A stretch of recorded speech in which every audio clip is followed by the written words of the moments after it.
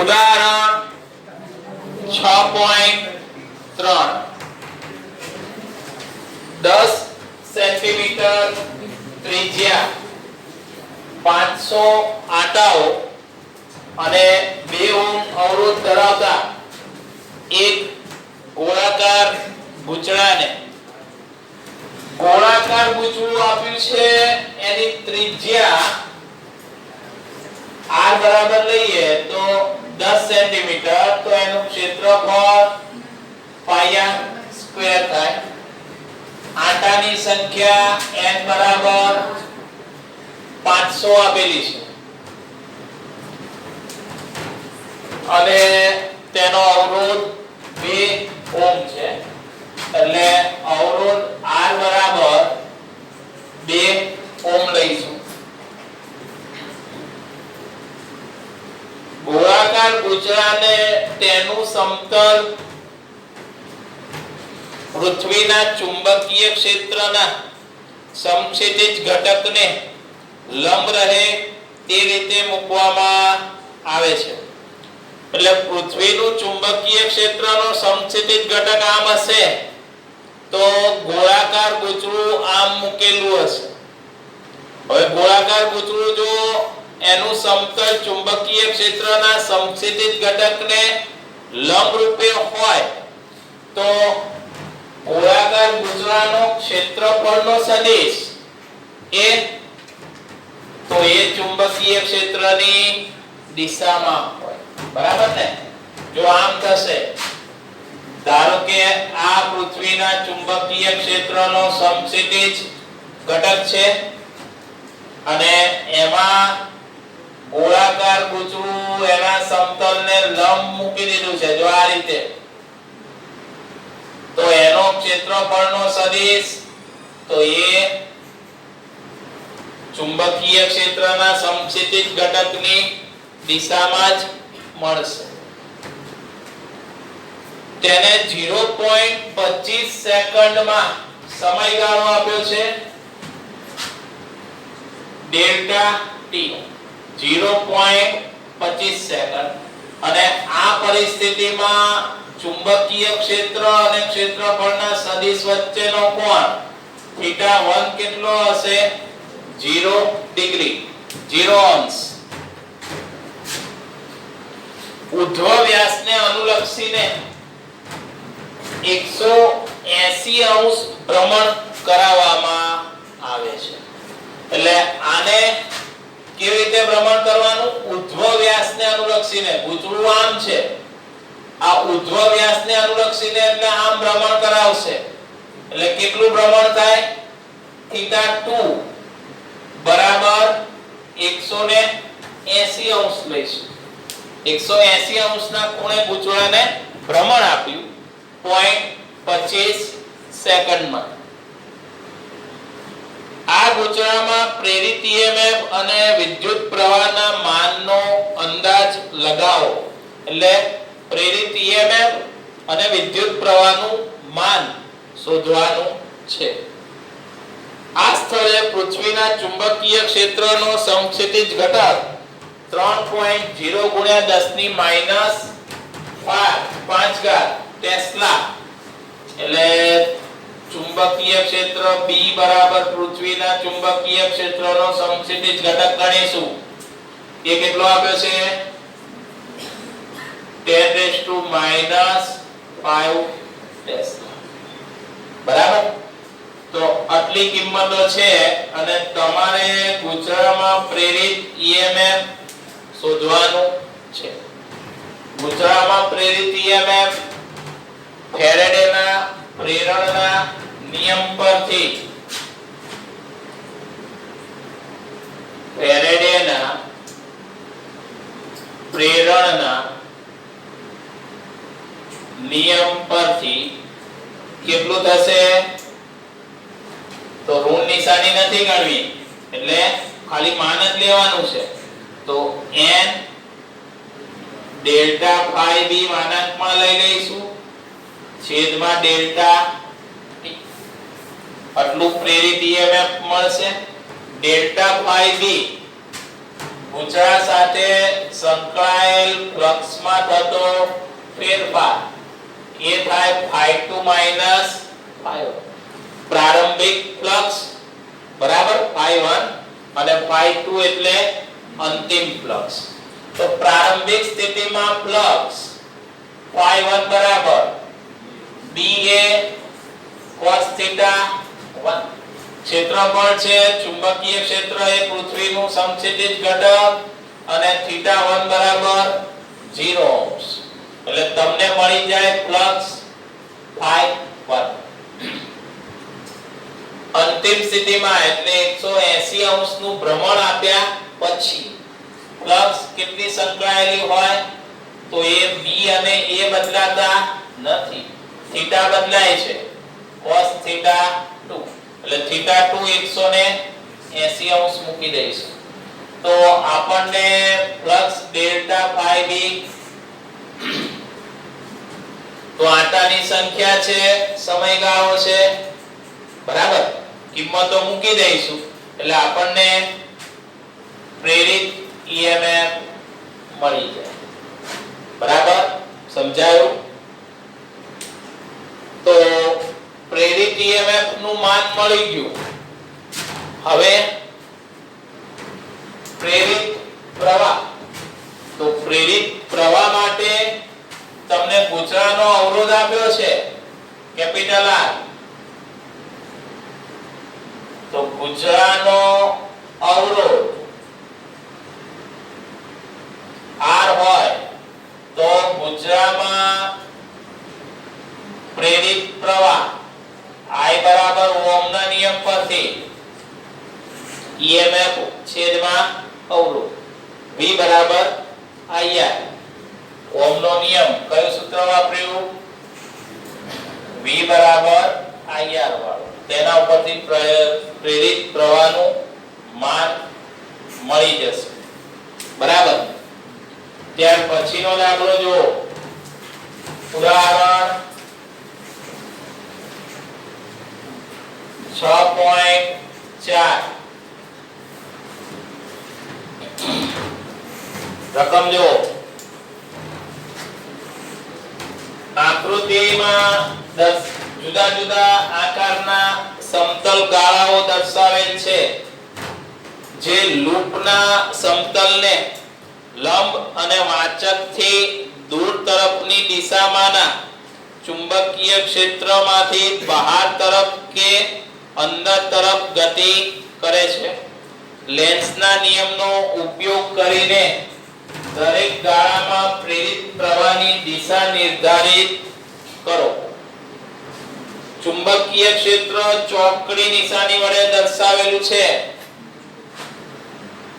એટલે સમતલને લંબ અંદર તરફ જતી દિશામાં હશે. ચુંબકીય ક્ષેત્ર ચોકડી નિશાની વડે છે એટલે કઈ બાજુ હોય તો એ સમતલને લંબ અંદર તરફ જતી દિશામાં છે. હવે આમાં પહેલો આપણો બંધ ગાળો અહીંયા આપ્યો છે આવો લંબચોરસ અને એ આ રીતે અંદર તરફ ગતિ કરે છે.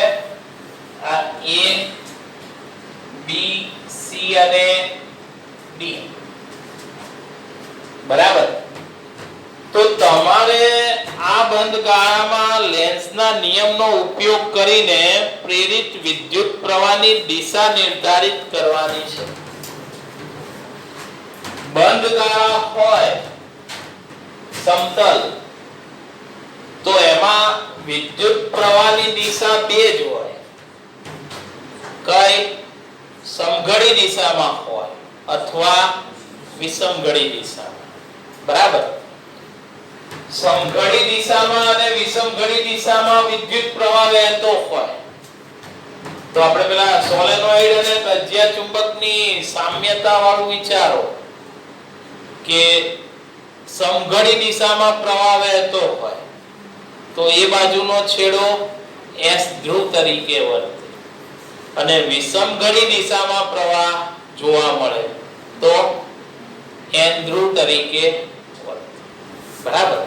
તો આનો આપણે ઉપયોગ કરીશું અને એના માટે ફેરેડેનો પ્રયોગ વિચારો. તો ફેરેડેના પ્રયોગમાં આપણે જોયું હતું કે ભાઈ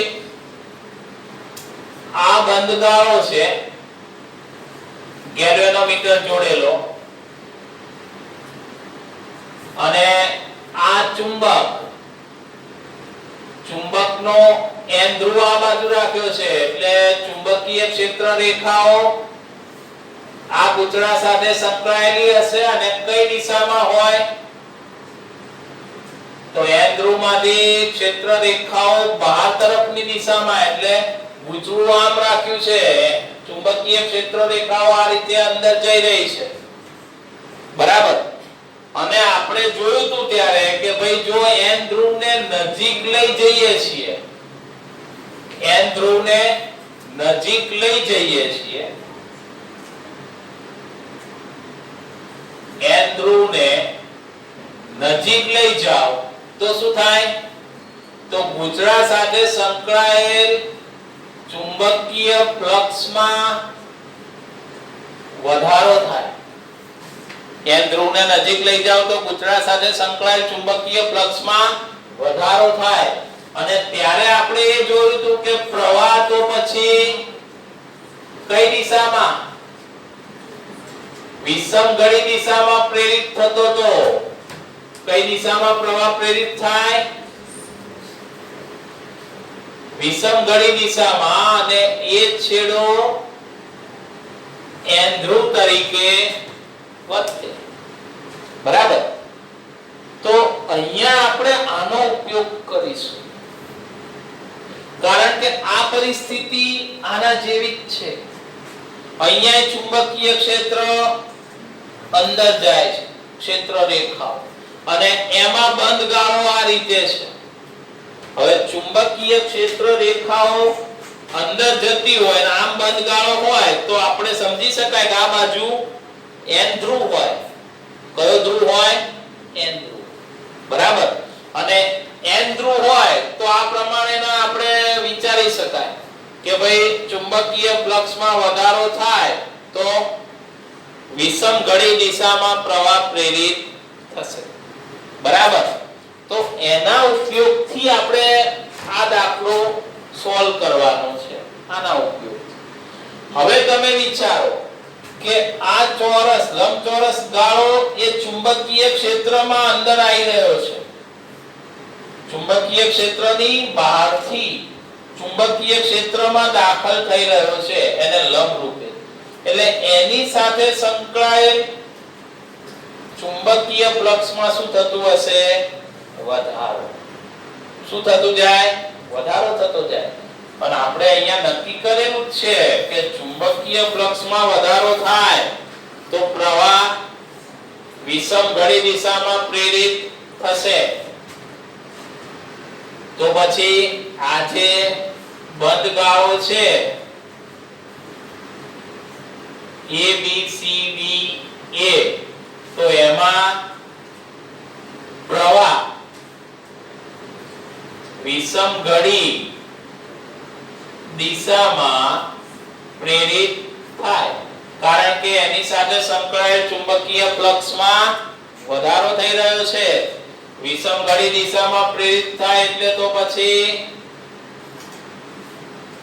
પ્રેરિત પ્રવાહની દિશા આ બંધગાળામાં કઈ હોય વિષમઘડી એટલે આ દિશા.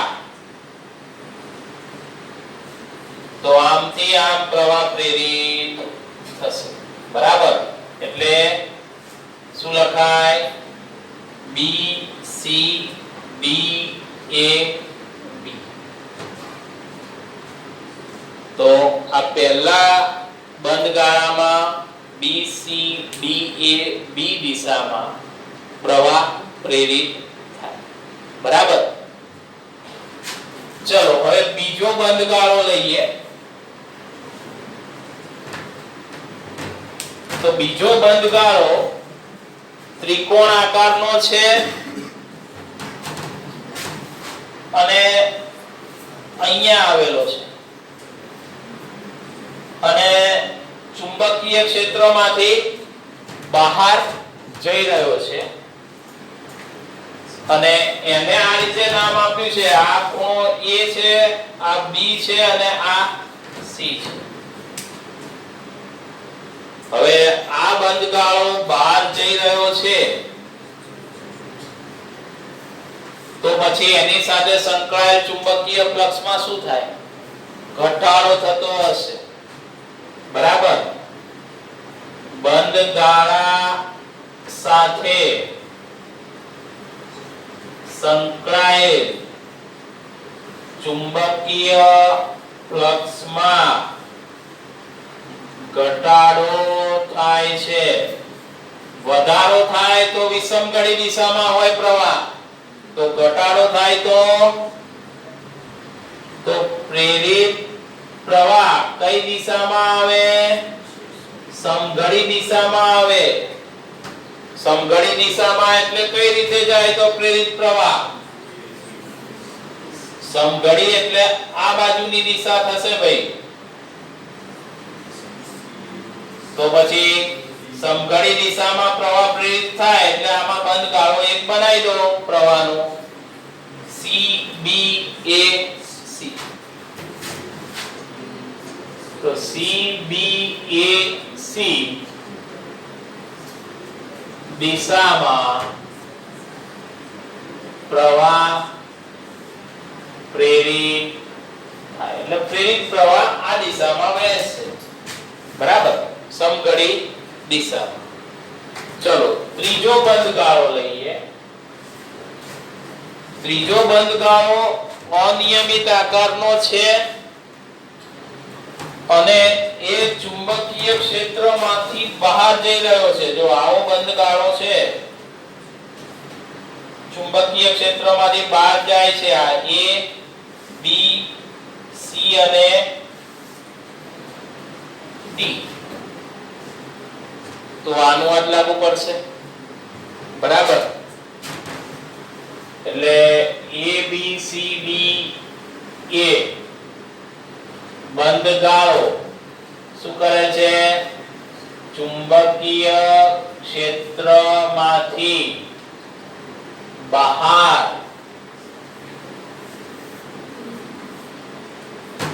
જઈ રહ્યો છે તો તેની સાથે સંકળાયેલ ચુંબકીય ફ્લક્સમાં શું થાય? ઘટાડો થાય છે. તો પછી સમઘડી દિશામાં પ્રવાહ પ્રેરિત થાય. સમઘડી દિશામાં એટલે આમાં પણ આ દિશામાં પ્રવાહ પ્રેરિત થશે. તો કઈ લખીશું?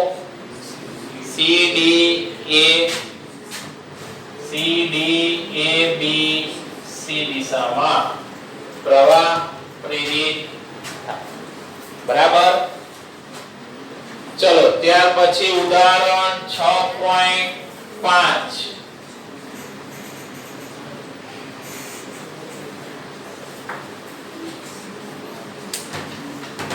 રકમ જુઓ. એમાં જુદા જુદા વિભાગો આપેલા છે. એમાં પહેલા વિભાગ A.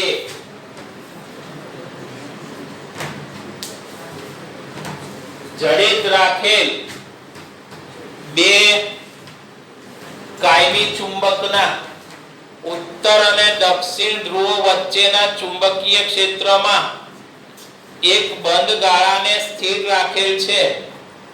શું આપણે ખૂબ જ શક્તિશાળી ચુંબકનો ઉપયોગ કરીને આ ગાળામાં વિદ્યુત પ્રવાહ ઉત્પન્ન કરવાની આશા રાખી શકીએ?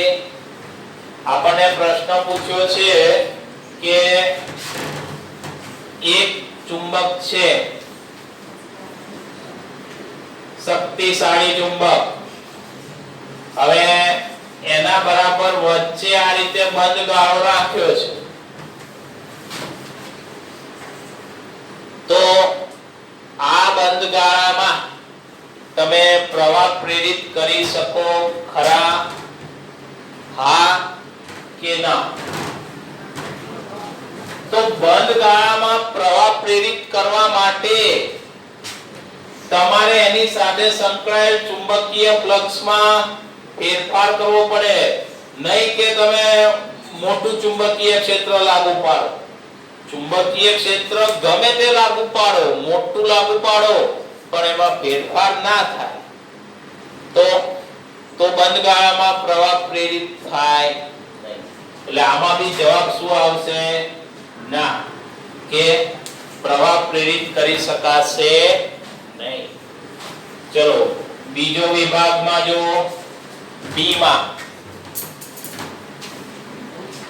એક બંધ ગાળો એક મોટા કેપેસિટરની તકતીઓ વચ્ચે અચળ વિદ્યુત ક્ષેત્રને લંબ ગતિ કરે છે. શું આ ગાળામાં એક જ્યારે તે સંપૂર્ણ રીતે કેપેસિટર પ્લેટ્સની વચ્ચે હોય કે બે જ્યારે તે આંશિક રીતે કેપેસિટરની તકતીની બહાર હોય ત્યારે વિદ્યુત પ્રવાહ પ્રેરિત થશે? આ વિદ્યુત ક્ષેત્ર ગાળાના સમતલને લંબ છે. એટલે આપણને એવું કહે છે કે કેપેસિટરની બે પ્લેટોની વચ્ચે હવે બંધ ગાળો રાખ્યો છે. એ વચ્ચે રાખ્યો છે થોડોક બહાર, એવી રીતે બે રીતે ગોઠવ્યો છે. તો બંધ ગાળામાં પ્રવાહ પ્રેરિત થાય. હવે કેપેસિટરની બે પ્લેટ વચ્ચે તો વિદ્યુત ક્ષેત્ર હોય. શું હોય? વિદ્યુત ક્ષેત્ર. અને એની વિદ્યુત ક્ષેત્ર રેખાઓ હોય. એટલે તમે જે બંધ ગાળો વચ્ચે રાખો એમાં વિદ્યુત ક્ષેત્ર રેખાઓ સંકળાશે. બરાબર ને? જો આ કેપેસિટર, ધારો કે આ ધન પ્લેટ છે ને આ ઋણ પ્લેટ છે, તો વચ્ચે વિદ્યુત ક્ષેત્ર આ દિશામાં હશે. બરાબર? એટલે વિદ્યુત ક્ષેત્ર રેખાઓ અહીંયા હશે. હવે આમાં તમે બંધ ગાળાઓ રાખો, એક અહીંયા રાખ્યો, એક અહીંયા રાખ્યો, આ રીતે, તો એમાં પ્રવાહ પ્રેરિત થાય? ના. પ્રવાહ પ્રેરિત કરવા માટે ચુંબકીય ક્ષેત્ર રેખાઓ સાંકળવી પડે અને એમાં ફેરફાર કરવો પડે. વિદ્યુત ક્ષેત્ર રેખાઓ સંકળાવાથી પ્રવાહમાં કોઈ પ્રેરિત પ્રવાહ મળે નહીં. બરાબર?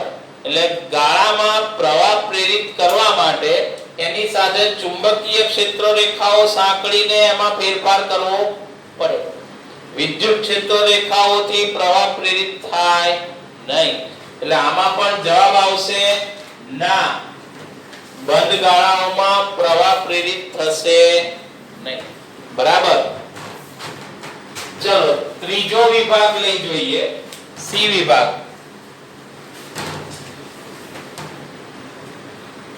એક લંબચોરસ ગાળો અને એક વર્તુળાકાર ગાળો એક સમાન ચુંબકીય ક્ષેત્રવાળા વિસ્તારમાંથી બહારની તરફ એક ક્ષેત્ર મુક્ત વિસ્તાર તરફ અચળ વેગ v સાથે ગતિ કરે છે. આકૃતિમાં દર્શાવેલું છે. ક્ષેત્ર પ્રદેશથી બહારની તરફના માર્ગમાં કયા ગાળામાં તમે અપેક્ષા કરી શકો કે પ્રેરિત EMF અચળ રહેશે? આ વિદ્યુત ક્ષેત્ર ગાળાના સમતલને લંબ રૂપે છે. આપણને બે આકૃતિઓ આવી રીતે આપી છે બંધ ગાળાઓ માટેની.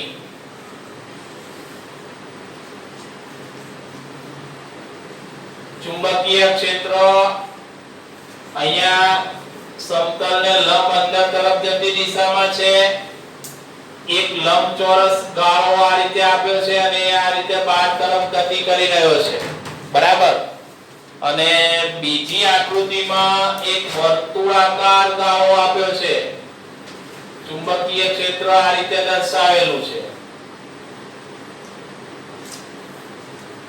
અને એ વર્તુળાકાર ગાળો બહાર તરફ ગતિ કરી રહ્યો.